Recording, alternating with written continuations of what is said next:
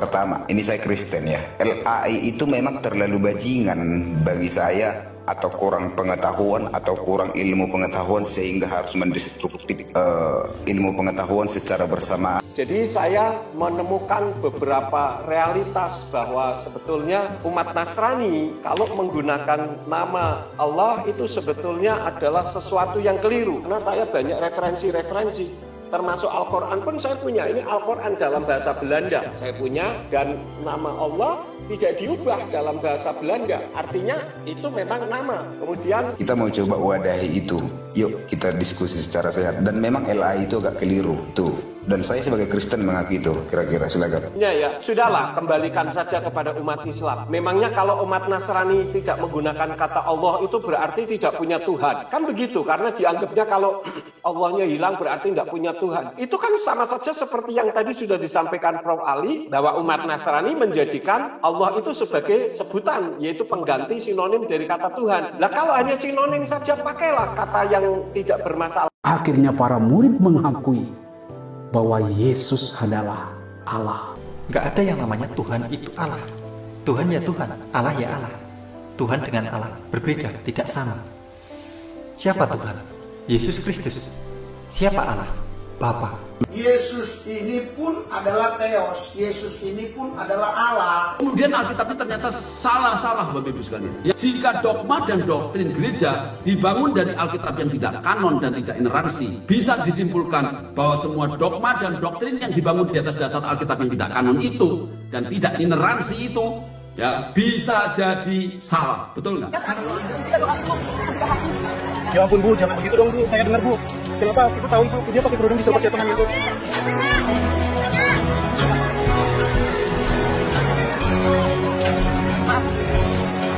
Apa yang dilakukan apologet muslim membahas keyakinan kalian adalah reaksi, bukan aksi. Selama kalian masih mengusik apa yang menjadi iman kami, keluar masuk kampung menjual agama kalian ke kami, maka selama itu pula kami akan hadapi, membedah apa yang kalian tawarkan. Sebagai bentuk perlawanan anasir-anasir penyesatan dan pemurtadan yang gentayangan dan kalian tebar. Assalamualaikum warahmatullahi wabarakatuh. Bismillahirrahmanirrahim. Sahabat, LAI terlalu bajingan. Begitu kata seorang apologet Kristen, Guru Zending saat berdialog dengan Bang Zuma. LAI menggunakan nama Allah itu hal yang keliru. Begitu ditegaskan Pendeta Yakob Sulistyo. Alhamdulillah, perjuangan apologet muslim untuk menggugat LAI agar tidak lagi menggunakan istilah Allah di terjemahan Bible versi bahasa Indonesia sekarang makin menguat ya. Penggunaan kata Allah di terjemahan Bible ini memang sangat melecehkan. Nama Rob kita dicaplok LAI, diubah menjadi sebutan setara dengan berhala, dewa, sembahan. Tentu ini sangat menyakitkan dan perlu kita jewer ya. Bukan hanya pihak muslim, sebagian pihak Kristen pun mempersoalkan penggunaan kata Allah di terjemahan Bible. Bahkan gegara penggunaan kata Allah di terjemahan Bible versi LAI, Kristen pun bingung menjelaskan doktrin agamanya.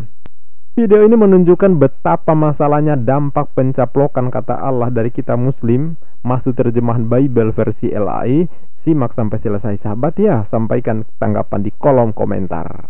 Pertama, ini saya Kristen ya. LAI itu memang terlalu bajingan bagi saya, atau kurang pengetahuan atau kurang ilmu pengetahuan sehingga harus mendestruktif ilmu pengetahuan secara bersamaan, yaitu contoh. Ini untuk teman-teman Kristen ya. Saya Kristen, saya Kristen Protestan HKBP.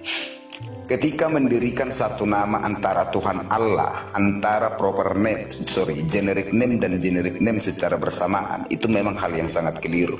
Dan ketika kita dikoreksi, itu harus menjadi perubahan dan menjadi inklusif, karena ini terjemahan. Kita harus akui itu. Bagaimana mungkin antara Tuhan dan Allah itu berdiri secara bersamaan? Nah, ini bukan dogma, ini masalah pengetahuan atau kedisiplinan dalam berpengetahuan juga harus tunduk terhadap peraturan itu sendiri. Nah, itu tadi yang mau saya suarakan.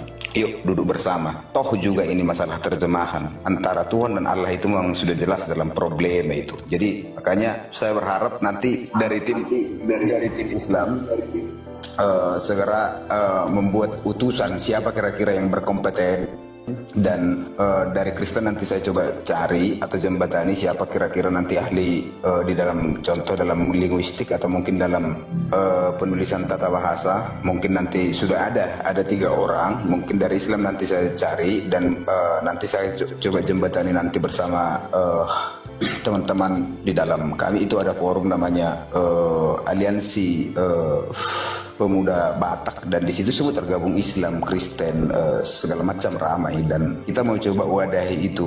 Yuk kita diskusi secara sehat. Dan memang LAI itu agak keliru tuh. Dan saya sebagai Kristen mengaku itu. Kira-kira silakan. Jadi jelas ya sahabat, yang bilang LAI terlalu bajingan itu Kristen sendiri loh. Saya hanya mengutip, jadi jangan protes ke saya ya. Begitu pula penggunaan kata Allah di terjemahan Bible itu juga keliru, sangat keliru. Yang bilang begitu siapa? Pendeta Yakub Sulistyo, pendeta Kristen, bukan Muslim. Kita simak nih. Jadi saya menemukan beberapa realitas bahwa sebetulnya umat Nasrani kalau menggunakan nama Allah itu sebetulnya adalah sesuatu yang keliru. Karena saya banyak referensi-referensi. Termasuk Al-Quran pun saya punya. Ini Al-Quran dalam bahasa Belanda saya punya. Dan nama Allah tidak diubah dalam bahasa Belanda. Artinya itu memang nama. Kemudian saya juga punya kitab suci dari Batak Karo. Ini judulnya Padan Sindekah. Nah, Padan Sindekah ini juga pakai Yahweh. Kemudian saya punya juga Al-Quran yang di sini bahkan dari terjemahan dari Kadim Al-Haramain Asy-Syafritain, pelayan kedua Tanah Suci, Fat Ibnu Abdul Aziz Al-Saud, Raja Kerajaan Saudi Arabia, mendapat kehormatan sebagai penganjur untuk mencetaknya Al-Quran dan terjemahannya ini. Jadi saya menggunakan yang sah semua. Tetapi karena saya menghormati umat Islam, ya go ahead silahkan. Umat Islam mau meyakini Tuhannya, saya hormati saja. Tapi umat Nasrani seharusnya berada di koridor masing-masing. Karena saya melihat suatu realitas bahwa umat Nasrani dengan umat Muslim ini selalu berbenturan di akar rumput. Tetapi di sisi lain dari banyak pendeta itu menganggap bahwa tidak ada permasalahan karena sejak dulu tidak ada masalah. Ya sebetulnya tidak ada masalah karena tidak dipermasalahkan. Tetapi kalau kita berbicara tentang kajian ilmiah itu sangat bermasalah. Dan bagi saya sebetulnya kalau umat Nasrani menjadikan Allah itu hanya sebutan. Lah katakanlah itu hanya sebutan, kenapa nggak diganti dengan yang lain yang tidak bermasalah? Kan nggak ada korelasinya. Kecuali kalau itu jadi nama. Dan kalau dijadikan nama jelas salah. Karena di dalam kitab berbahasa Ibrani nggak ada nama itu Tuhan menjadi ALLAH. Itu jelas terjemahan yang keliru. Jadi yang jadi permasalahannya di sini karena ya kalau menurut saya pribadi mungkin ada kepentingan lain dalam tanda petik ya, saya nggak perlu sebutkan lah. Kalau kita mau lurus ya kita nggak perlu membela. Karena itu saya berketetapan dari tahun 2001 saya ya bertentangan dengan LAI terus terang. Karena memang saya lebih mengacu kepada kitab suci yang dari bahasa Ibraninya. Kejadian 2 ayat yang keempat. Itu sebetulnya kan Yahweh Elohim di dalam bahasa Ibraninya. Tetapi di dalam bahasa Indonesianya menjadi TUHAN huruf besar semua dan Allah hanya saja huruf besar. Ini satu ya. Yang kedua, di dalam Ulangan 10 ayat yang ke-17 di sana dikatakan TUHAN huruf besar semua, Allahmu lah pakai A-nya saja yang besar. Kemudian Allah hanya saja yang huruf besar dan segala Allah huruf kecil semua seperti yang tadi disampaikan oleh Prof. Ali. Padahal aslinya Yahweh Elohim Hu Elohei. Jadi ini jadi tambah bingung lagi. Kemudian di dalam Ulangan pasal 10 ayat yang ke-17 di sana dikatakan Tuhan segala Tuhan, ada Tuhan huruf besar, huruf T-nya saja yang huruf besar.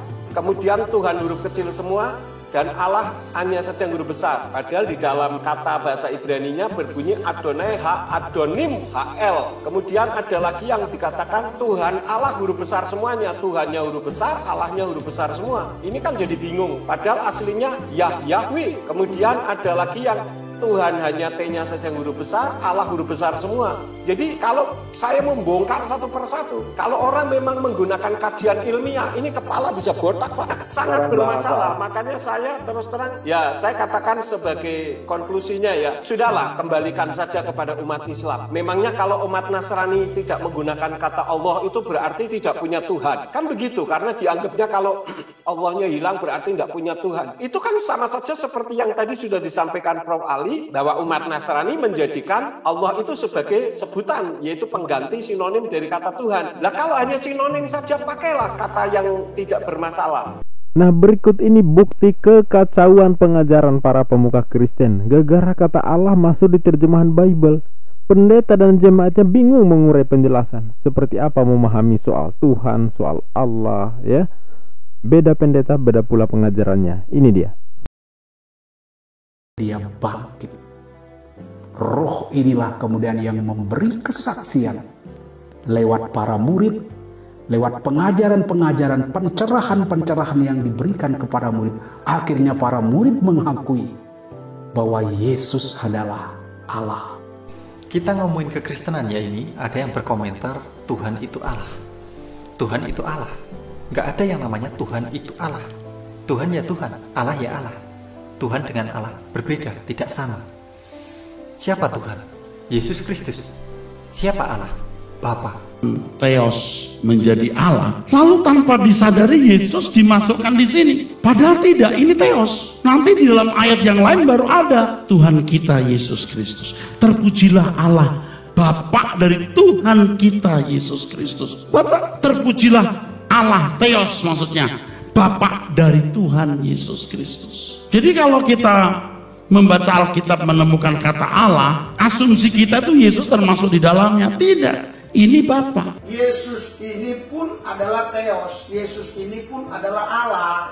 Ini mohon dijelaskan Pak tentang ayat 1 Korintus 8 ayat 6. Nah, ada kata-kata hanya ada satu Allah saja yaitu Bapa. Apakah dengan demikian Yesus itu bukan Allah? Soalnya ayat ini sering didasarkan bagi orang-orang Islam untuk mengatakan Yesus bukan Allah. Oke, mari kita lihat ayatnya ya. 1 Korintus 8 ayat. Kita hanya ada satu Allah saja yaitu Bapa. Berarti yang disebut Allah itu adalah Bapa. Kalau Yesus bukan Allah, tapi dan satu Tuhan saja, yaitu Yesus Kristus. Berarti Yesus itu Tuhan, bukan Allah. Apa bedanya Pak? Oh, beda deh. Ya, kalau di sini kan beda. Allah itu Theos, Tuhan itu Kurios, dan Allah itu lebih kepada hakikat. Sedangkan Kurios itu lebih kepada jabatan, ya, lebih kepada jabatan. Nah, ayat itu mengatakan hanya ada satu Allah saja, yaitu Bapa. Bukan bilang hanya ada satu Allah, yaitu Yesus. Jadi ayat ini yang disebut Allah itu sebenarnya Bapa, bukan Yesus. Nah, tuh kan bingung kan? Itulah yang terjadi. LA yang punya kerjaan tuh, bikin umat Kristen jadi bingung memahami, bingung pula menjelaskan. Dalam bahasa Yunani kan Theos. LAI menerjemahkan kata Theos menjadi Allah. Padahal semua yang waras pasti paham Allah itu nama ilah yang diimani Muslim, ada di Al-Quran. Allah itu nama, bukan sebutan. Yang sebutan itu ilah. Allah sama ilah itu berbeda, ya. Andai LAI menerjemahkan kata Theos dengan ilah, selesai polemik, nggak perlu debat, ya. Karena ilah itu sepadan dengan istilah Tuhan, sembahan. Yang maksud LAI itu ilah, tapi yang ditulis menggunakan istilah Allah, itu persoalannya, ya. LAI pasti makin pusing sekarang karena di internal Kristen sendiri makin tahu ada persoalan di terjemahan Bible. Mengatakan back to Bible.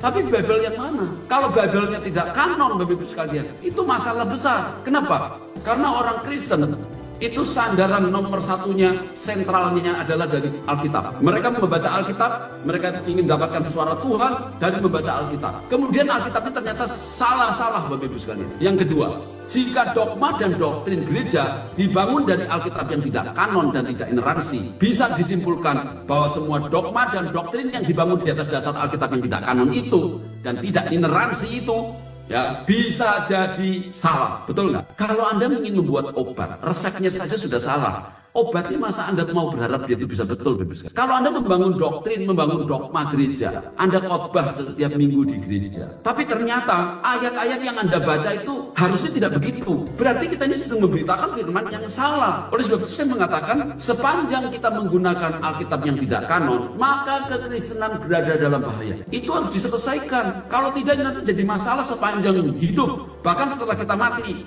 Yang ketiga, jika dogma dan doktrin yang diajarkan oleh gereja-gereja adalah salah, maka akibatnya akan mengguncang iman Kristen dan umat Tuhan, Bapak Ibu sekalian.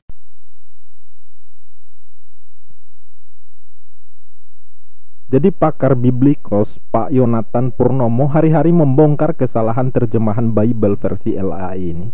Pendeta Joshua Tewu pun ikut geram karena LAI tak berkutik ngadepin fakta yang dibuktikan oleh Pak Yonatan Purnomo. Artinya LAI itu jadi bulan-bulanan apologet Muslim dan pihak Kristen sendiri ya.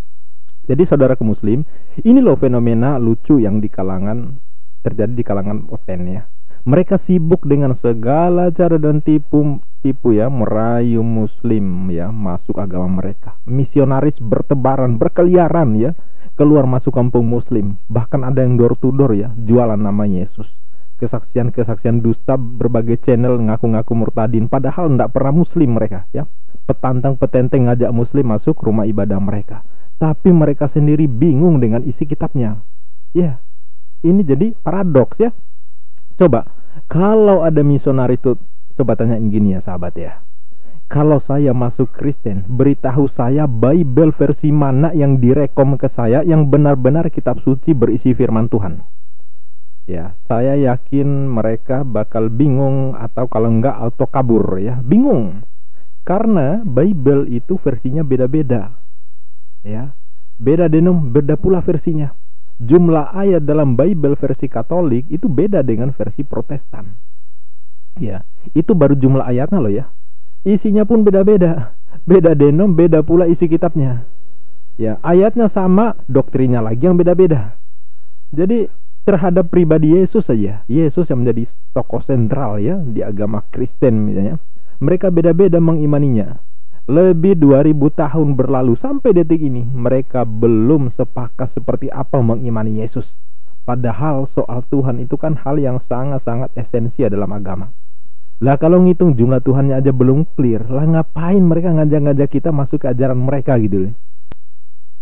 Jadi Anda masih mau murtad nih. Keluar dari Islam terus milih agama yang mereka sendiri bingung menjelaskannya ya. Ngajak nyembah Tuhan versi mereka, padahal yang dianggap Tuhan tak pernah ngakui dirinya Tuhan sang pencipta alam semesta, nggak pernah. Itu yang mau Anda ikuti ya. Apalagi kalau laporan Sidos masih jabat ya, yang pengen membawa apologet Muslim Bang Zuma, Uniriva, Nora Aritonang itu masuk pengadilan. Wow, justru itu yang ditunggu Muslim sahabat ya. Justru itu yang ditunggu Muslim. So pasti nanti ada pledoi akan disampaikan bahwa kami membahas kekristenan sebagai reaksi atas ulah tangan-tangan jahil yang menista ilah kami. Kata Allah masuk ke terjemahan Bible lalu diubah mananya menjadi setara dengan kata Tuhan sembahan. Ini tentu sangat luar biasa nanti sahabat ya. Makanya Bang Zuma, Uniriva, Nora Aritonang tidak selangkah pun mundur. Kalau perlu terima kasih kepada Sidosma menyiapkan panggung untuk apologet Muslim menyerukan masalah ini ya. Nanti akan disiarkan ke segala penjuru dan Muslim akan tahu masalahnya selama ini. Pemerintah pasti akan menyikapi dan itulah momen yang sangat luar biasa dan paling kita tunggu. Selama ini mayoritas Muslim nggak tahu bahwa nama ilah kita dibajak masuk terjemahan kitab Oten. Lah nama kok diterjemahkan ya? Jadinya ilah kita disebut dalam istilah yang sangat melecehkan. Allah, Allahku, Allahmu, Allah kita, Allah, para Allah, Allah kalian, Allah mereka. Sangat-sangat menyesakan ya. Bahkan ada kata kebodohan Allah, kelemahan Allah. Ada. Jangankan yang awam, ulama di Majelis Ulama Indonesia saya yakin ya, cendekiawan Muslim di kampus-kampus pun saya yakin mereka nggak tahu. Di kitab Kristen, di ayat 1 Korintus 1 ayat ke-25 terjemahan lama 1954 di sana tertulis, karena kebodohan Allah itu lebih besar hikmatnya daripada manusia dan kelemahan Allah itu lebih gagah daripada manusia. Bayangin coba, kebodohan Allah, kelemahan Allah. Nama Tuhan kita dibilang kebodohan, kelemahan. Coba. Tapi lewat laporan dos masih jabat yang genit melaporkan apologet Muslim, akhirnya panggung itu nanti bakal tercipta resmi di pengadilan, disiarkan di seantero benua, dan Muslim akan rame-rame menyaksikan. Akhirnya semua pada tahu. Oh, itu tuh alasan Bang Zuma, Uniriva ya, Nora Aritonang dan apologet-apologet Muslim yang setiap hari-hari menghadang ulah mereka. Ternyata mereka berjuang untuk melawan penistaan terhadap Islam ya. impactnya pasti sangat seru, pasti sangat seru impactnya, dan ini yang kita harapkan ya. Jadi siap-siap Dosmaya bakal menghadapi jeweran umat yang seiman dengan Anda. Gara-gara kau nih ya, LAI jadi tersentil, kitab dibawa ke pengadilan ya, umat kita disentil ya, yang ngaku-ngaku murtadin bakal gelisah ya, mengharap namanya nggak disentil di pengadilan. Itu yang ngaku-ngaku tukang bakar gereja, yang ngaku juara MTQ, yang ngaku teroris, siap-siap kalian ya, siap-siap.